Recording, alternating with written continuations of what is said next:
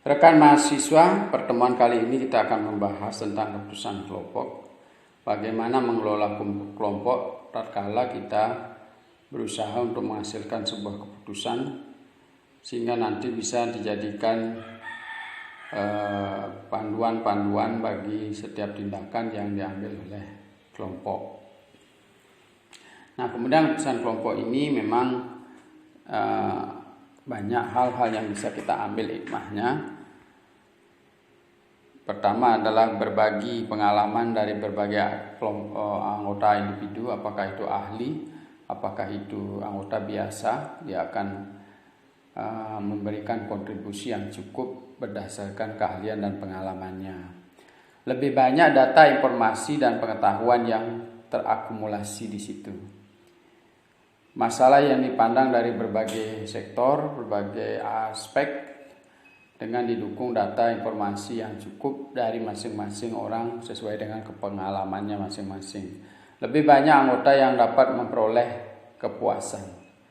Jadi diskusi-diskusi yang ditimbulkan itu tentu bisa memunculkan berbagai nilai, berbagai pendapat yang memberikan kesempatan setiap orang untuk memuaskan kepentingannya melalui proses pengambilan keputusan. Lebih banyak dapat diterima dan sepakat dengan keputusan yang diambil. Jadi keputusan-keputusan diambil itu sudah jadi banyak akan terjadi rasa memiliki dari mereka karena mereka sendiri yang terlibat dalam pengambilan keputusan. Namun ada juga kekurangannya, butuh waktu yang lebih banyak, ya, jadi lebih lama karena diskusinya kita tidak bisa atur berdasarkan pengalaman. Kemudian juga bisa jadi terjadi dominasi mayoritas terhadap minoritas. Meskipun di situ ada yang tidak setuju, tapi dia akan terlibat oleh kelompok yang lebih besar yang memiliki kelompok dukungan yang lebih besar. Ada kecenderungan kompromi.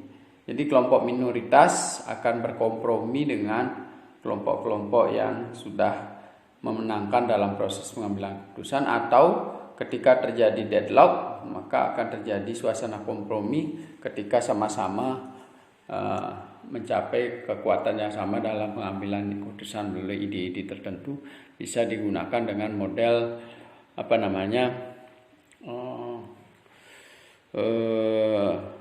polling ya. Jadi bisa kita polling siapa yang memilih option A, siapa yang memilih option B ketika terjadi sudah kesepakatan musyawarah mufakat tidak terjadi. Nah, lalu kemudian ada kecenderungan anggota grup lebih terkonsentrasi pada kepentingan individu daripada tujuan kelompok. Tidak terhindar dari tekanan sosial. Jadi tuntutan-tuntutan dari kelompok yang lebih besar tentu akan berupaya keras mempengaruhi kelompok minoritas, sehingga terjadi gesekan-gesekan dan tekanan-tekanan yang memaksa orang untuk mengikuti keputusan kelompok yang lebih besar. Ada kecenderungan lebih sebagai kelompok pemikir, bukan pengambil keputusan. Nah, ada juga ketika terjadi perdebatan di situ, dia ternyata hanya punya ide-ide, tetapi yang paling dominan adalah orang-orang yang berada di tingkat manajemen mengambil keputusan. Sehingga boleh saja Anda mengeluarkan pendapatnya, tapi gong terakhirnya adalah tingkat manajemen. Group decision making is becoming more common and organization focus on improving customer service and push decision making to lower level. Jadi pengambilan keputusan kelompok ini dijadikan sebagai suatu pendapat bersama, di mana memfokuskan ataupun fokusnya adalah memperbaiki organisasi dalam rangka melayani kepentingan anggota atau customer dan mendorong pengambilan keputusan ini ke level yang lebih bawah. Jadi dilibatkan tidak saja tingkat manajer, juga dilibatkan di level kelompok yang berada di tingkat bawahnya. Supaya nanti tujuannya adalah untuk bagaimana supaya setiap anggota kelompok merasa ikut terlibat di dalam pengambilan keputusan, sehingga dia merasa memiliki pengambilan keputusan tersebut. Nah, kemudian kita lihat bagaimana panduan daripada decision making ya, untuk pengambilan keputusan menurut Den Haag ya. Yang pertama adalah jaga komitmen dalam proses pengambilan keputusan. Jadi fokus kita adalah bagaimana supaya komitmen kita tetap berada pada fokus pengambilan keputusan atau menyelesaikan persoalan tertentu, sehingga nanti dibutuhkan di sini adalah fasilitator untuk mengarahkan, jangan sampai nanti keluar dari fokus yang dibicarakan. Manfaat komitmen ini, dan biarkan data informasi yang terpercaya bukan harus mengalir sedemikian rupa ya, jadi bukan emosional semata ya. Jadi dengan fokus pada sesuatu permasalahan ya, sehingga orang akan terfokus untuk mengerjakan soal-soal yang sudah diinginkan harus dibahas atau agenda-agenda pembicaraan yang kita capai ya. Apakah itu moderator itu adalah pimpinan, bisa saja sebagai pemimpin rapat, tetapi sifatnya adalah bersifat memfasilitasi. Biarkan data pendukung itu mengalir sedemikian rupa, jangan sampai melakukan intervensi. Dapatkan asupan dari staf, khususnya yang berkaitan dengan permasalahan kerja yang bersangkutan sebelum membuat keputusan kunci. Jadi meskipun mengalir begitu saja datanya, tapi staf administrasi organisasi memiliki kunci-kunci ataupun memiliki hal-hal yang krusial yang harus dibangun di dalam pengambilan keputusan. Jadi jangan sampai keputusan itu melenceng dari garis-garis organisasi yang dibangun sejak lama melalui staf-staf yang sudah terbina. Hindari sebisa mungkin pola pengambilan keputusan top down, ya jelas ini harus bersifat bottom up ya, karena pengambilan keputusan kelompok ya. Kemudian yakin terhadap dukungan kelompok pengambil keputusan dalam organisasi. Jangan sekali-kali meragukan komitmen dan ide yang disampaikan oleh anggota kelompok, sehingga motivasi terbangun dan kepercayaan diri terbangun dari kelompok-kelompok atau anggota kelompok bersangkutan. Nah, ada beberapa teknik yang bisa diambil pada saat diskusi kelompok. Yang pertama adalah brainstorming ya. Jadi membuka segala kemungkinan pemikiran tanpa harus dievaluasi. Jadi mungkin teman-teman sudah sering melakukan brainstorming ya. Jadi kita lemparkan saja sebuah ide atau gagasan, sehingga nanti anggota kelompok akan merespon sesuai dengan aliran pemikiran mereka. Misalnya kita cetuskan permasalahan adalah permasalahan keterbatasan penggunaan IT misalnya. Jadi organisasi kita sekarang ini sangat terlambat di dalam memahami IT. Apa sih yang menjadi persoalan? Maka nanti dari brainstorming itu akan banyak jawaban. Mungkin ada jawabannya anggaran, yang kedua komitmen pimpinan, yang ketiga mungkin ada jawaban tentang jaringan, infrastruktur ya, kemudian juga SDM dan sebagainya. Sehingga mengalir begitu saja, pihak fasilitator akan mencatat begitu, lalu nanti merincinya menjadi sebuah persoalan yang komprehensif untuk dibahas, kemudian pada pertemuan-pertemuan berikutnya dijadikan solusi atau keputusan. Kemudian yang kedua, nominal group teknis. Jadi suatu proses rancangan struktural untuk mensimulasi secara kreatif group decision making manakala ada kelemahan dalam pencapaian kesepakatan atau ada kelemahan penguasaan pengetahuan terhadap permasalahan yang dihadapi oleh para anggota. Jadi kita buatkan secara struktur pertanyaan-pertanyaan yang kita ingin bangun melalui simulasi diskusi-diskusi kelompok atau FGD, yang mungkin dari FGD kelompok-kelompok yang dibangun itu membahas satu aspek-aspek tertentu, sehingga dalam satu kurun waktu 2 jam atau 3 jam semua aspek permasalahan dibahas di dalam pertemuan. Misalnya kalau kita melakukan musyawarah atau pengambilan keputusan organisasi tingkat daerah, katakan begitu. Nanti ada sidang pleno, ada sidang komisi. Jadi sidang komisi itu membahas sudah bagian-bagian atau aspek-aspek tertentu yang kita anggap dan percayai bahwa kelompok-kelompok tersebut sudah mahir di bidangnya. Jadi yang mahir di bidang keuangan, taruh di keuangan, yang mahir di bidang organisasi, kita taruh di organisasi. Sehingga nanti kita percayakan orang-orang yang membahas organisasi memiliki kemampuan organisasi yang tidak perlu lagi kita bahas pada saat sidang pleno. Nah, itu. Kemudian ada teknik DLP, suatu teknik analisis yang digunakan untuk memprediksi keadaan masa depan tanpa harus melibatkan pertemuan dengan group decision making secara langsung atau tatap muka. Jadi ini bisa digunakan, nanti kita di bagian belakang akan jelaskan apa sih itu metode DLP. Jadi kita tidak bertemu secara langsung, jadi ada metode tersendiri untuk bisa menghasilkan sebuah keputusan dari pertemuan-pertemuan kelompok di berbagai tempat misalnya. Jadi kita bisa menganalisisnya bahwa ini loh yang dibutuhkan dari sebuah persoalan. Ya. Kemudian DPIL advocacy approach, seseorang atau sekelompok diutus untuk mengkritisi rumusan tindakan dan mengidentifikasi permasalahan-permasalahan yang perlu menjadi perhatian sebelum adanya keputusan final. Jadi DPIL advocacy approach ini kita bisa menyuruh beberapa perwakilan untuk mengajukan berbagai persoalan yang bisa melalui survei atau diteliti atau penyebaran kuesioner. Bisa melibatkan staf ahli, bisa melibatkan orang kita sendiri.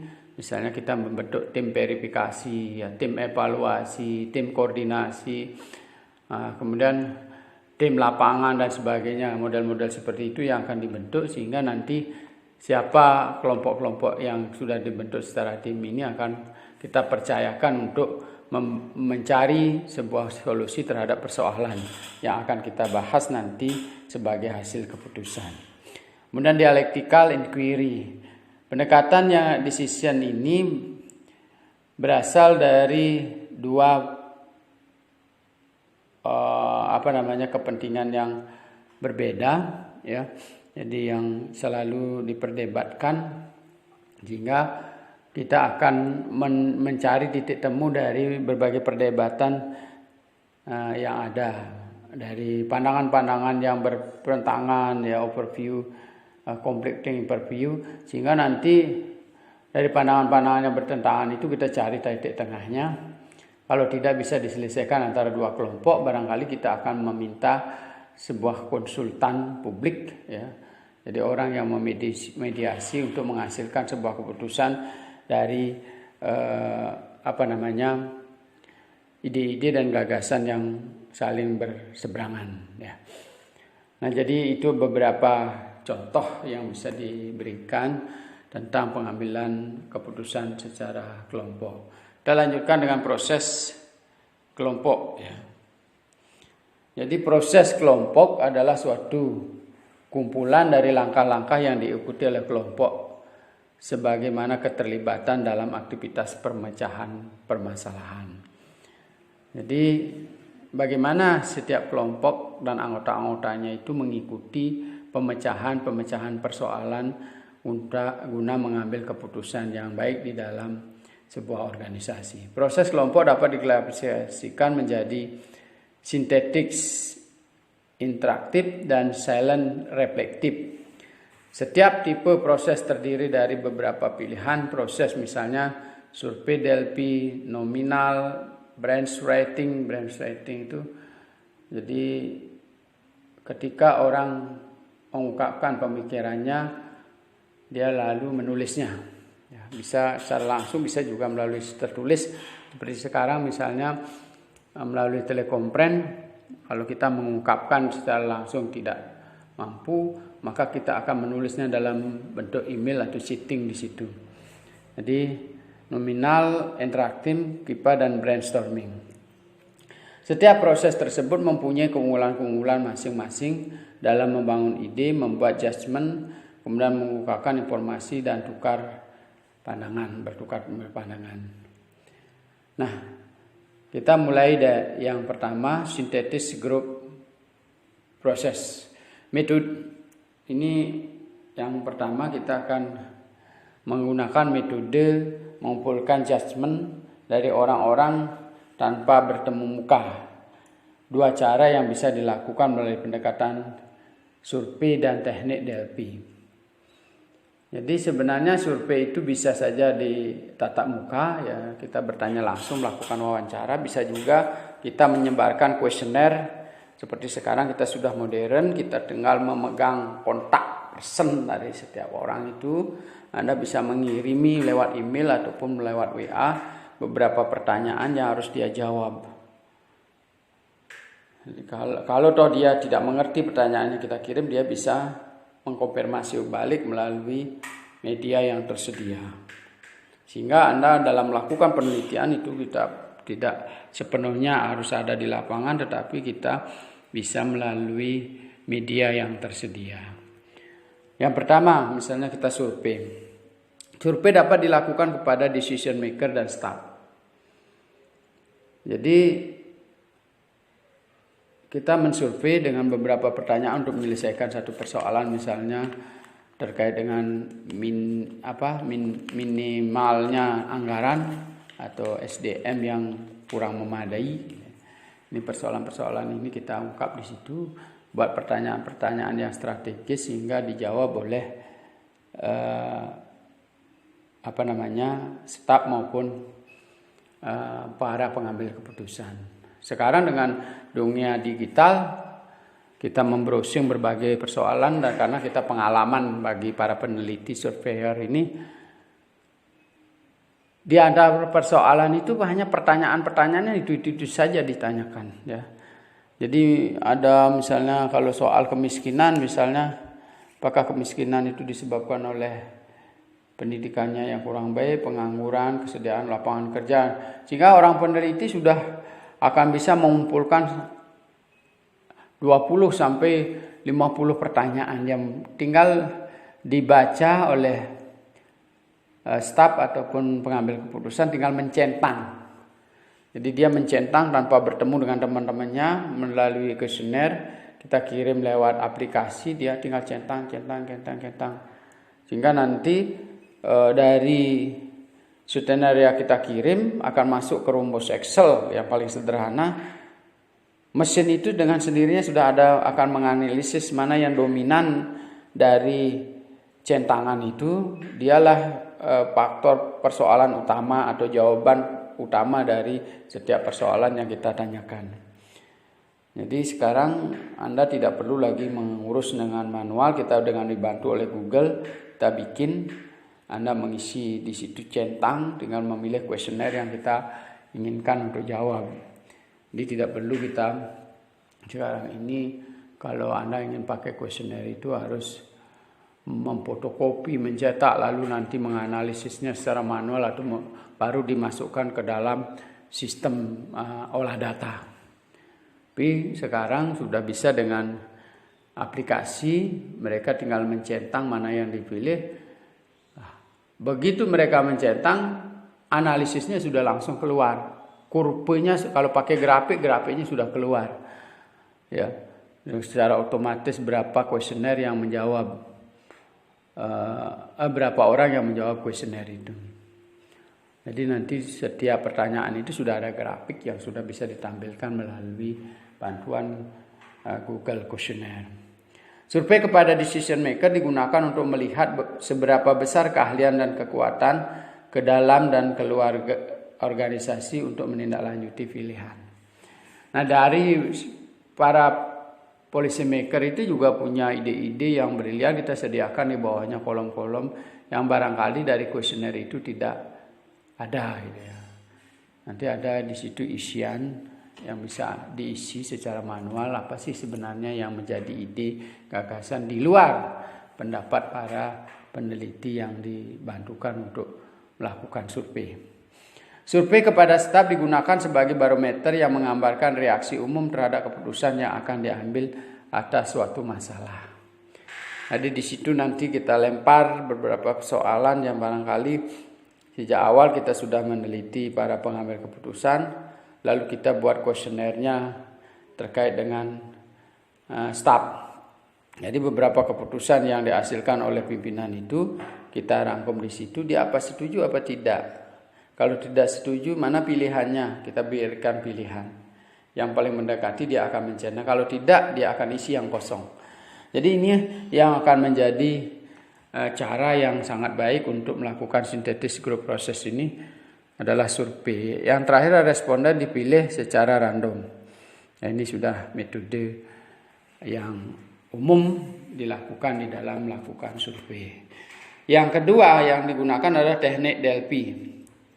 Jadi survei Delphi meminta dan membandingkan pendapat. Survei Delphi dilakukan dengan menggunakan kuesioner. Awal dari kuesioner Delphi menanyakan pertanyaan terbuka dan kuesioner selanjutnya dibangun untuk merespon kuesioner sebelumnya. Jadi nanti pertanyaan terbuka kuesioner ini biasanya ini kita tanyakan langsung ya. Sehingga dari pertanyaan awal dan jawaban-jawaban orang responden pertama terus akan mengalir dipertanyakan pada kuesioner-kuesioner berikutnya, bisa saja saling berkonflik, bisa saja saling mendukung. Nah, ini metode Delphi. Kuesioner pertama untuk mencari ide, informasi, opini dari anggota kelompok. Kuesioner selanjutnya untuk mengkonsolidasi, ya, mensarikan dan memberikan feedback dari ide-ide dan dasar pemikiran kelompok. Ya.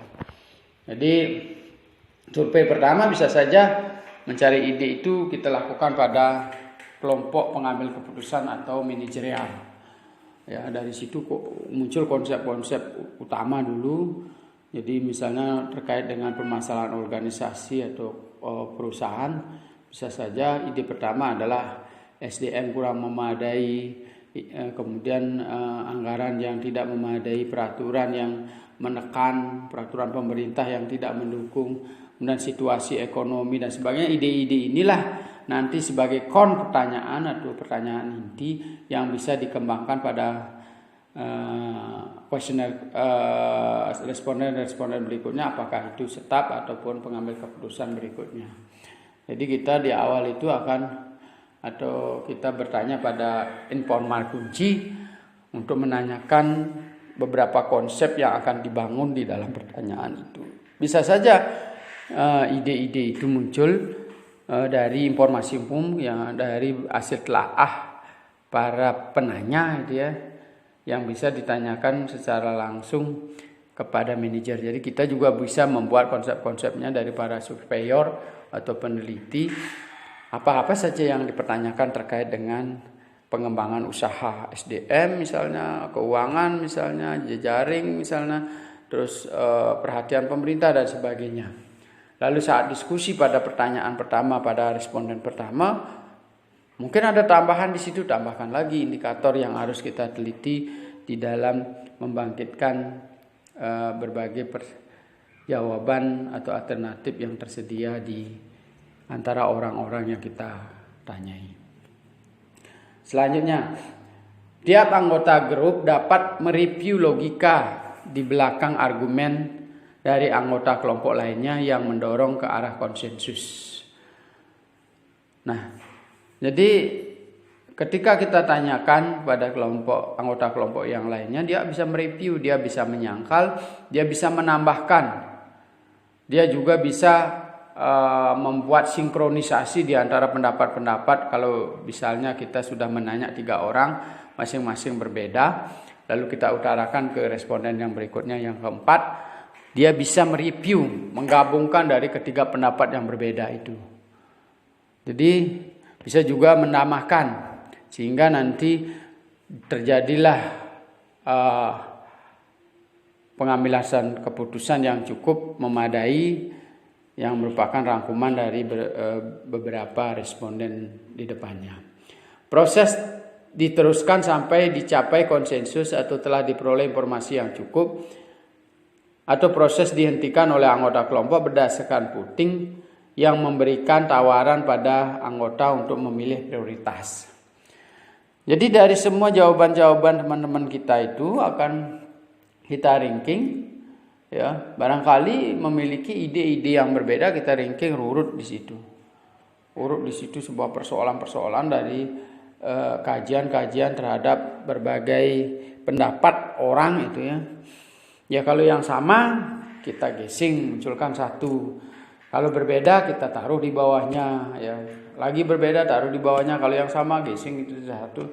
Sehingga dari 100 orang yang kita tanya barangkali hanya ada 17 item ide yang muncul di situ. Bisa saja seperti itu. Kan tidak mungkin untuk menyelesaikan sebuah persoalan katakanlah misalnya keuangan dari 100 orang berbeda-beda. 100 jawaban alternatif yang berbeda-beda. Bisa saja dari 100 orang mengerucut menjadi 9 konsep utama, kemudian nanti menjadi 20 konsep pendukung dan sebagainya. Ini disarikan sehingga nanti kalau disarikan kita memilih dari 19 item yang tersedia, kan tidak mungkin. Karena keterbatasan anggaran, keterbatasan SDM yang melaksanakan, maka kita akan memilih skala prioritas untuk dipilih. Bisa juga lagi dari 20 alternatif itu diperdebatkan, bisa untuk mengambil keputusan secara musyawarah. Bisa juga dilakukan voting untuk menentukan skala prioritas. Survei Delphi minimal dilakukan sebanyak 5 kali untuk mencari daftar dan yang lainnya untuk mencari komentar. Biasanya survei ini membutuhkan waktu sekitar 45 hari. Jadi survei minimal itu adalah 45 hari. Sehingga kalau misalnya kita melalui FGD kita survei bisa 45 kali kita mengadakan pertemuan dengan membahas berbagai persoalan yang berbeda ataupun sama dengan lokasi yang berbeda. Lokasinya berbeda, orangnya berbeda bisa, orangnya sama, lokasi tempatnya berbeda. Suasana makan di restoran akan beda jawabannya ketika dia sedang mengambil pekerjaan dalam kondisi lapar. Apakah akan ditemukan kondisi komitmen yang sama dari setiap pertanyaan-pertanyaan yang kita berikan? Bisa saja berbeda, ya. Nah, ini persoalan-persoalan yang perlu kita cermati sehingga nanti dengan metode ini dianggap cara yang sahih juga untuk menemukan solusi-solusi sebuah persoalan yang dihadapi oleh organisasi. Nah, kita lanjutkan. Proses Delphi terdiri dari 4 langkah. Yang pertama disebut dengan develop Delphi question, ya. Yang kedua adalah menyeleksi partisipan, yang ketiga adalah survei development, dan yang terakhir adalah analisis feedback, ya.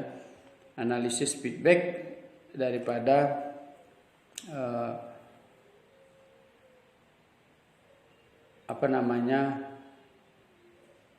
analisis survei development dan analisis feedback yang bisa kita lakukan di proses ketiga, dan yang keempat adalah prioritas, ya, prioritization, ya. Nah, yang pertama kita bicarakan tentang membangun Delphi question. Jadi pertanyaan-pertanyaan yang kita kembangkan, gitu, ya. Jadi develop Delphi question itu bagaimana kita bisa mengembangkan pertanyaan-pertanyaan yang harus dilakukan, apakah itu survei dilakukan oleh tim sendiri dari dalam organisasi atau luar, ya. Jadi menetapkan permintaan yang akan menjadi pertimbangan kelompok. Pertanyaan Delphi harus diformulasikan dengan hati-hati untuk menjamin fokus sesuai dengan kelompok yang ada. Jadi kita membagi kelompok itu berdasarkan aspek permasalahan yang dikaji, atau kelompok itu dibagi dengan kode-kode tertentu untuk membahas persoalan yang sama, ya. Kalau yang sama barangkali karena soal yang kita hadapi itu mungkin hanya tiga permasalahan yang kita bahas, tetapi kelompok yang terbentuk banyak.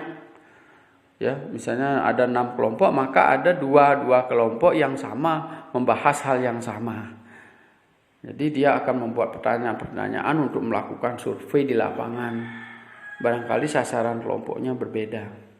Sasaran surveinya juga berbeda.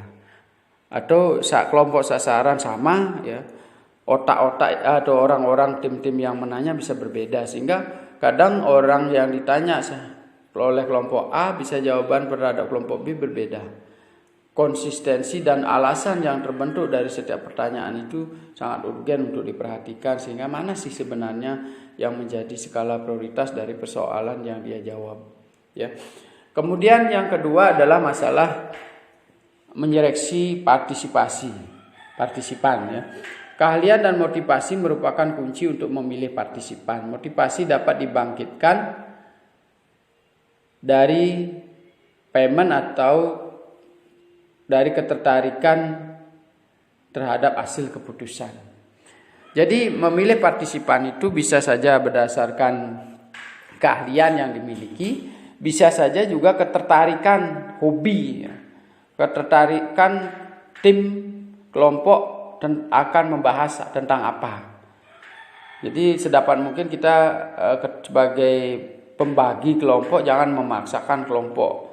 Sama halnya dengan kita membagi tugas dosen terhadap mahasiswa, saya tidak memaksa Anda harus membagi diri sesuai dengan absen. Ya, silakan bagi sesuai dengan hobi atau bidang kajian yang Anda mumpuni, ya. Sehingga nanti hasil-hasil keputusan yang diperoleh itu akan lebih matang karena Anda menguasai materi itu ketimbang Anda dipaksa oleh dosennya untuk membentuk kelompok berdasarkan absen. Jadi nanti bisa berdasarkan tema. Siapa yang suka dengan tema ini silakan bergabung di situ. Atau cara lain, biasanya kesukaan antar teman. Jadi Anda silakan saja cari teman yang sesuai dengan kelompoknya, semangatnya sama, cara kerjanya sama, sehingga Anda bisa bersemangat dalam menyelesaikan tugas-tugas dosen. Ya, jadi itu bisa dibuat, apakah itu bisa diselektif secara manajerial, ya, jadi ditentukan, bisa juga diberikan kebebasan untuk membentuk kelompok. Yang penting semua pertanyaan atas persoalan yang akan dibahas melalui keputusan itu terjawab, malah dengan cepat. Karena nanti kalau didasarkan pada keahlian dan kesenangan membahas sesuatu, maka ada kemungkinan yang dibahas itu akan tercapai dengan cepat. Dibandingkan dengan dipaksa dimasukkan dalam kelompok itu, bisa jadi partisipasi dari kelompok itu tidak sama. Ada yang menonton saja, saya tidak ngerti masalah itu, biarlah yang ngerti aja. Jadi sehingga nanti menjadi persoalan tersendiri, tidak memberikan edukasi kepada setiap anggota kelompok untuk melakukan tindakan-tindakan atau terlibat aktif di dalam pengambilan keputusan. Nah, kita lanjutkan dengan instrumen, ya. Jadi instrumen survei dan analisis feedback, ya. Instrumen survei dibangun dan dites untuk mengeliminasi kemungkinan terjadinya bias. Pertanyaan DLP pada umumnya diajukan dengan ringkas tapi jelas dan diberikan waktu yang cukup untuk suatu tanggapan terperinci. Jadi bisa saja kita di awal kita menguji pertanyaan-pertanyaan itu dengan teman-teman yang sudah mahir di bidang penyelesaian kasus tertentu, ya.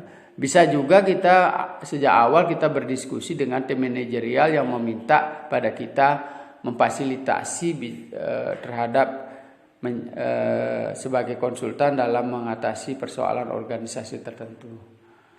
Jadi begitu Anda mensurvei beberapa orang saja di tingkat manajerial, karena ketemu konsep-konsep kunci, lalu kita diskusikan dengan para manajerial tadi. Saya menemukan ini loh Pak, benar nggak? Kalau benar, kita akan lanjutkan pertanyaan ini kepada kelompok lain ataupun staf-staf yang ada di bawahnya, sehingga nanti kita bisa mencapai kesepakatan di akhir, ya. Karena kita orang luar, konsultan, tidak tahu persis persoalan-persoalan yang dihadapi oleh organisasi. Meskipun secara teori kita punya prim di situ, ya, kita punya tor, ya, untuk bisa melakukan tugas-tugas yang dibebankan pada kita. Tapi senyatanya apa yang terjadi di organisasi itu adalah organisasi bersangkutan lah yang tahu. Nah, meskipun orang dalam yang dilibatkan, orang dalam, tapi tidak semua komponen atau persoalan yang ada di organisasi itu diketahui oleh kelompok-kelompok yang notabene berasal dari berbagai divisi di dalam organisasi itu. Jadi misalnya bagian produksi tentu dia tidak akan memahami bagian pemasaran. Sehingga meskipun perwakilan-perwakilan yang diambil dari bagian pemasaran, tentu juga hanya perwakilan tidak bisa menguasai secara penuh tentang pemasaran itu.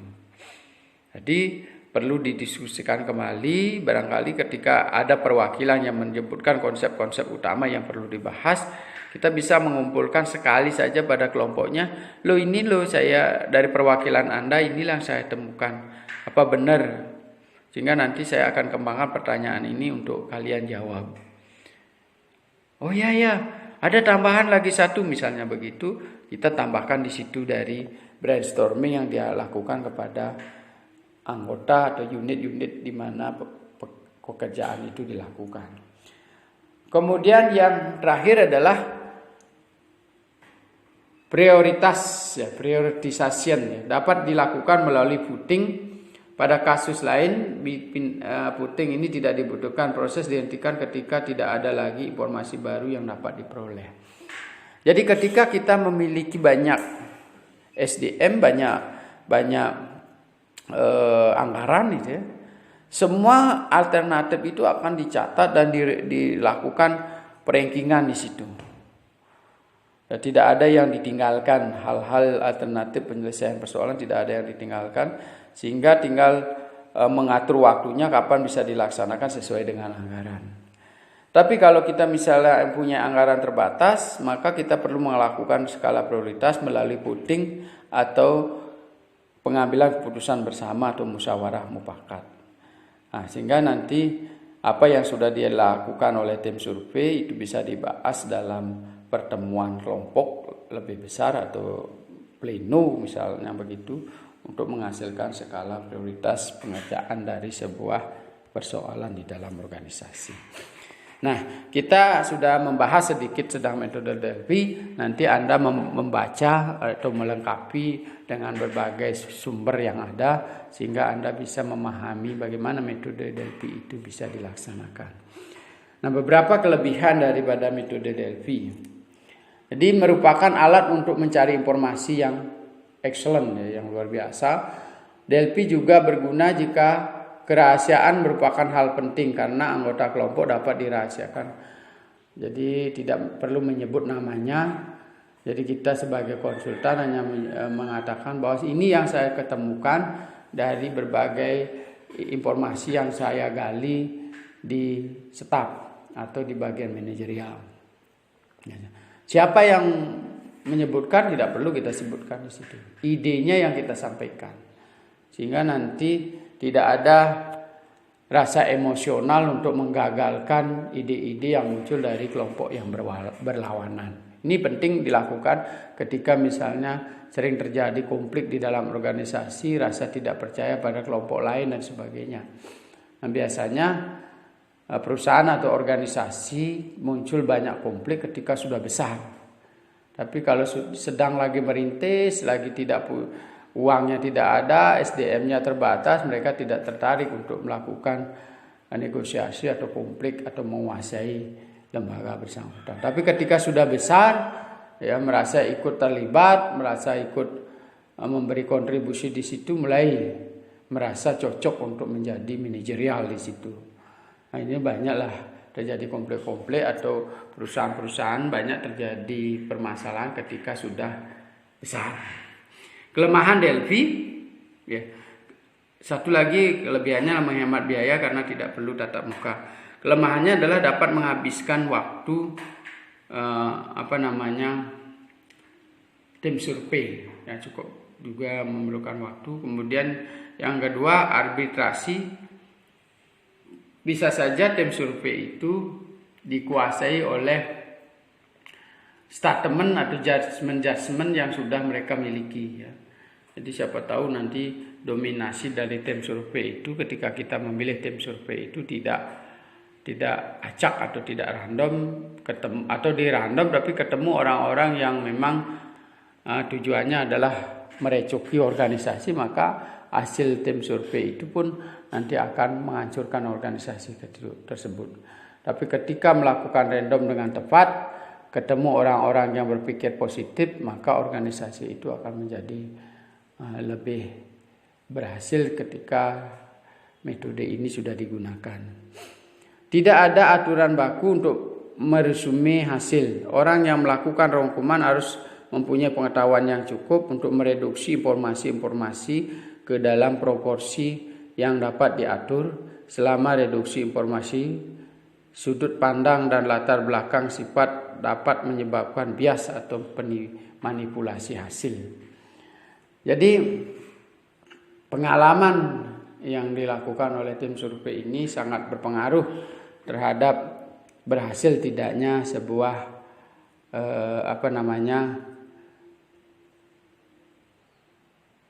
pengambilan keputusan berdasarkan survei Delphi.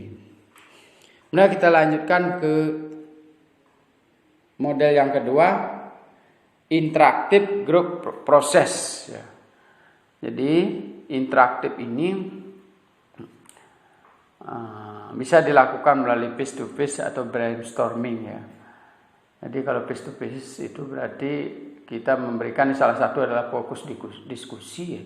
Mereka yang akan menyelesaikan persoalan itu dilakukan dengan melakukan fokus diskusi, apakah dipandu atau dia melakukan fokus diskusi sendiri untuk menghasilkan sebuah resume kecil yang nanti kita kumpulkan menjadi satu untuk dibahas di dalam sidang pleno, ya.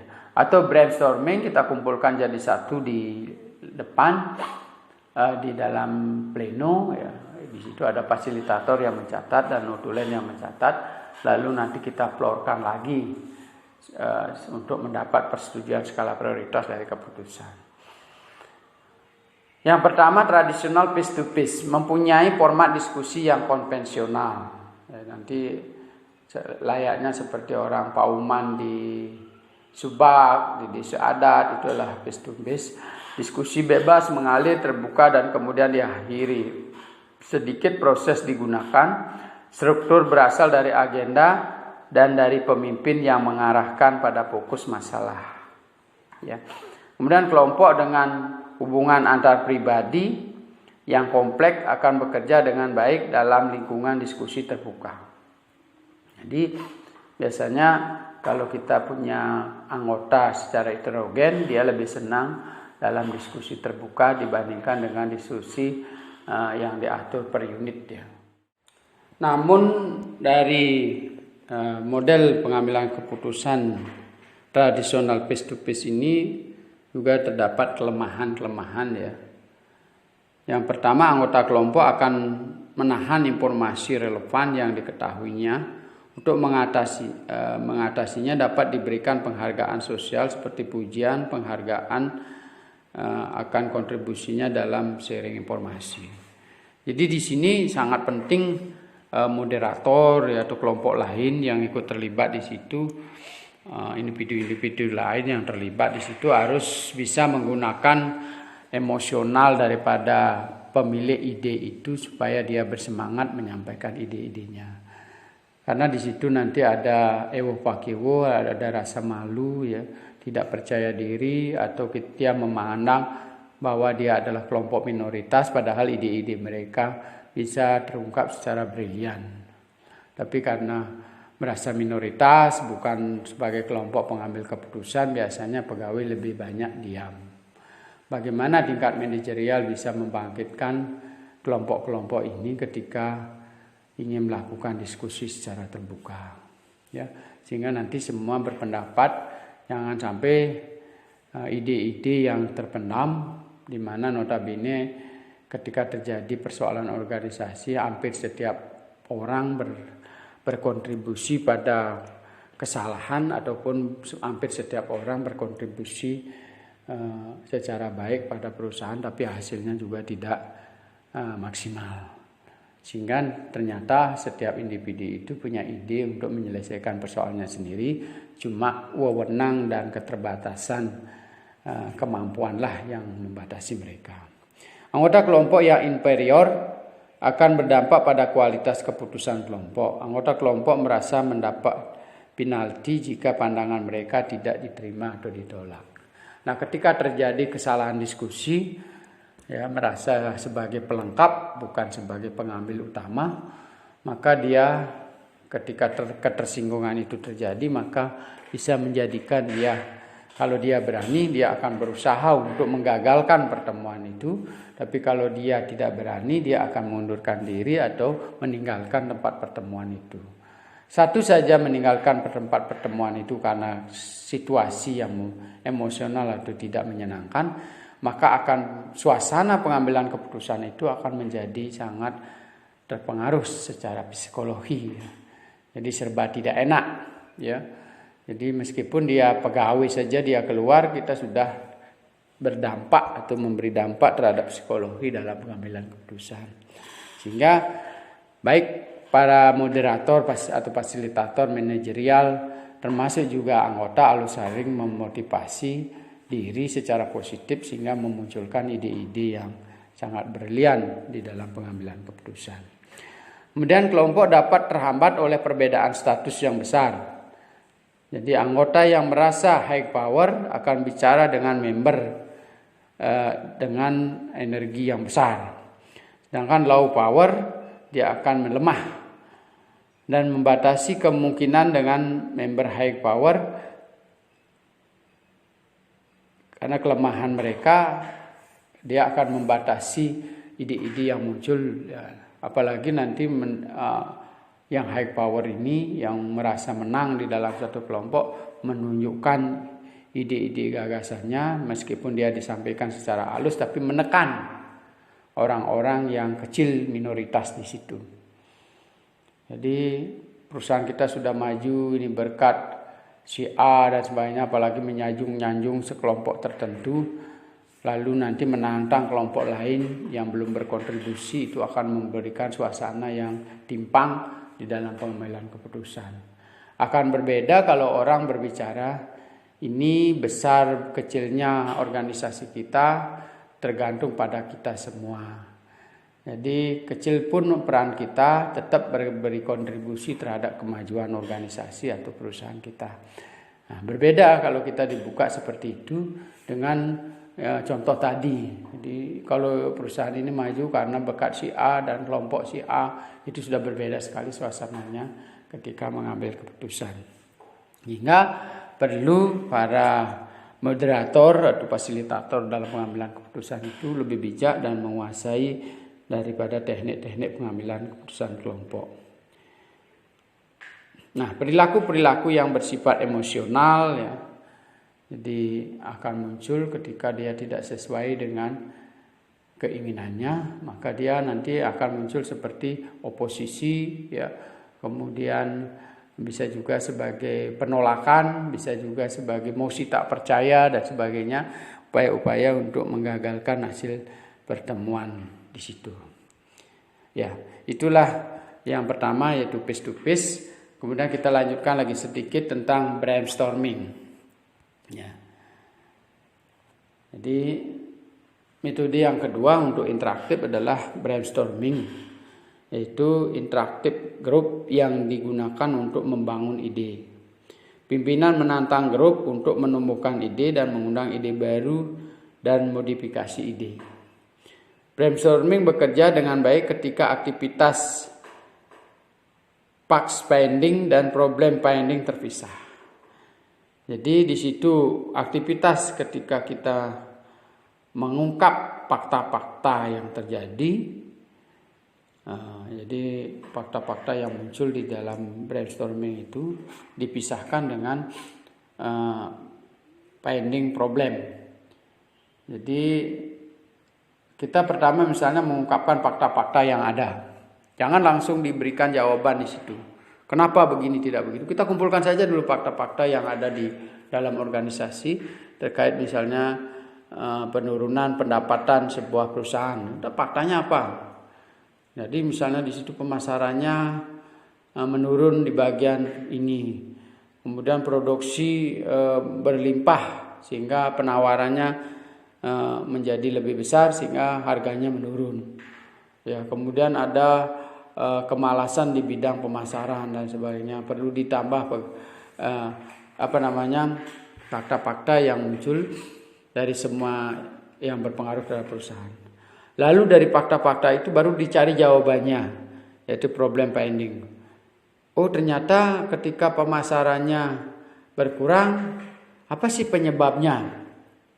Finding problemnya apa? Oh, SDM-nya kurang. Oh, harganya lebih mahal. Ya. Oh, transportasinya kurang lancar. Oh, banyak pungutan liar dan sebagainya. Jadi ini problem-problem yang muncul dipisahkan. Jadi bisa saja kita mulai dari problem saja dulu bisa, baru kita temukan fakta-fakta pendukungnya berikutnya.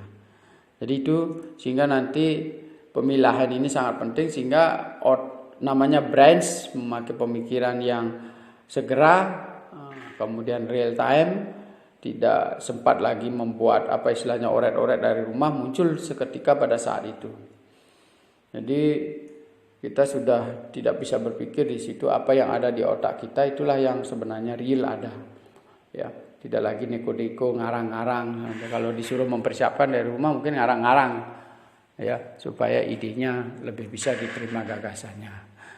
Lalu setelah muncul faktanya itu baru kita problem.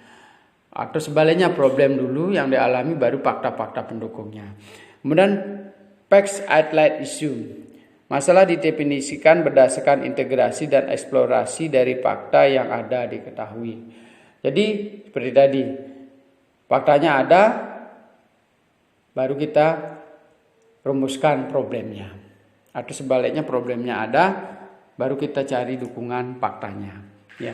Nah kemudian ada 4 aturan yang perlu kita capai di dalam brainstorming.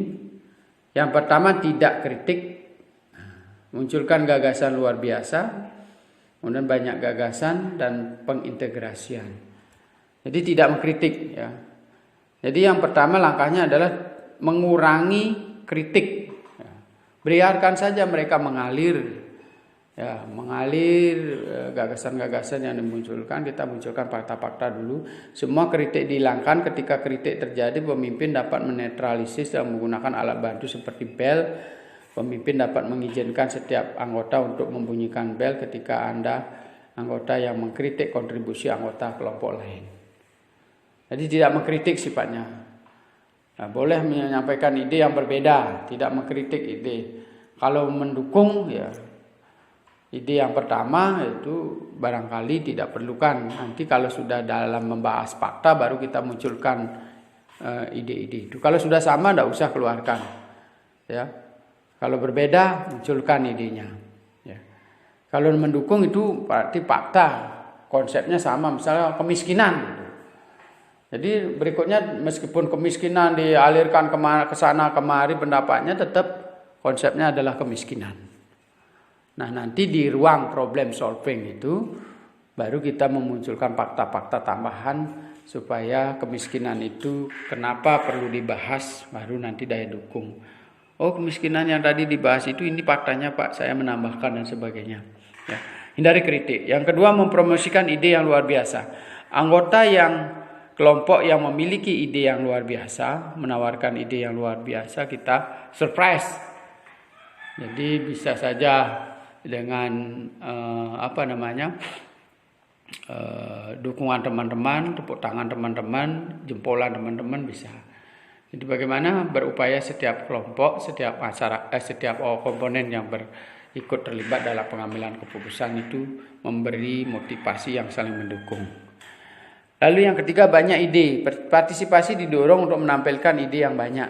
Semakin banyak jumlah ide yang akan meningkatkan peluang bahwa saran berikutnya adalah hasil yang orisinil. Ya, Jadi semakin banyak ide yang muncul yang berbeda-beda, itu berarti proses pengambilan keputusan sudah mencapai tujuannya melalui brainstorming. Ya. Sehingga sebenarnya kita tidak kewalahan kalau berbicara dengan banyak orang dengan ide. Ya.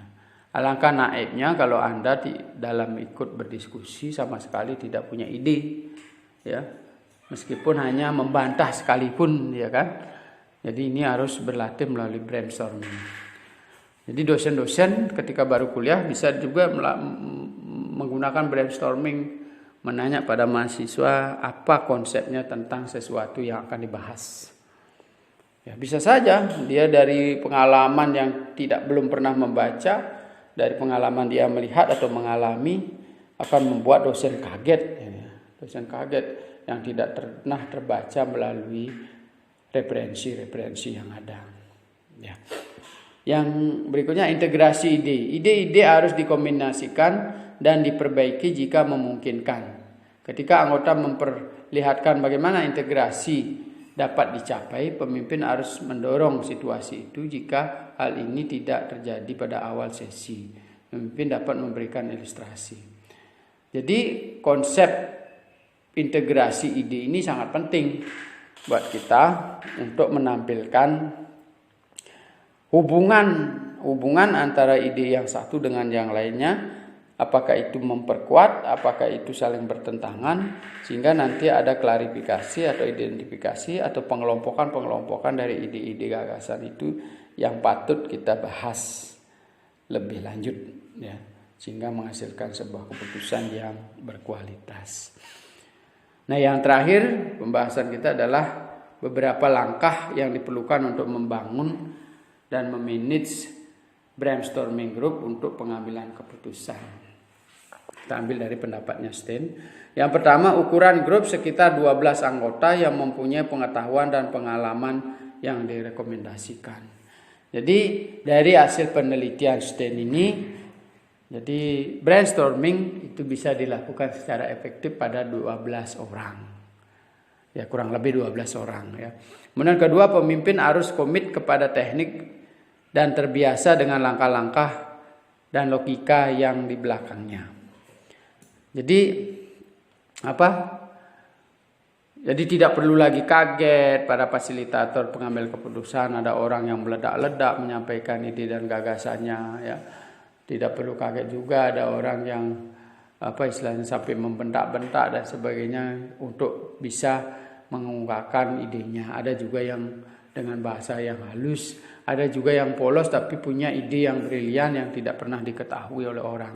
Selama ini kita anggap dia paling bodoh, tidak pernah berkontribusi pada organisasi, tapi ketika brainstorming, ya tiba-tiba saja nyelonong dia mengeluarkan ide yang tidak bisa kita duga.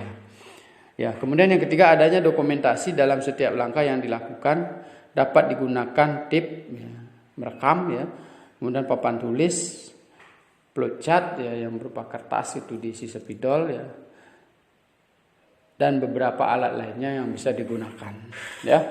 Jadi kita punya rekaman dari setiap itu yang bisa kita runut kembali ketika kita melakukan rumusan. Ya, kalau kita bisa rekam dalam bentuk ketik, ya, dalam bentuk laptop dan sebagainya, disimpan dalam media sosial katakanlah begitu misalnya, atau dalam bentuk folder tersendiri, sehingga ketika terjadi dalam pelaksanaan keputusan itu ada sangkutan-sangkutan tersendiri yang tidak bisa dikeluarkan. Siapa sih sebenarnya punya ide ini? Kok sulit dilaksanakan? Sehingga kita bisa menelusuri rekaman-rekaman itu, orangnya yang menyampaikan, kita telusuri apa sih maksudnya ide ini kemarin kok saya tidak bisa realisasi, ya. Sehingga dia kembali lagi kita runut sehingga mendapatkan jawaban-jawaban yang pasti dari pembuat ide. Nah, demikian dulu dari pertemuan kali ini. Minggu depan kita selesaikan lagi model yang berikutnya, ya. Jadi masih ada beberapa model yang belum kita bahas dalam model pengambilan keputusan kelompok, ya. Misalnya seperti silent reflective, ya, yang kita bisa bahas dalam pertemuan berikutnya. Semoga pertemuan kali ini sangat bermanfaat bagi kita semua untuk menambah pengetahuan yang tentunya bisa Anda lengkapi melalui referensi-referensi yang ada. Terima kasih.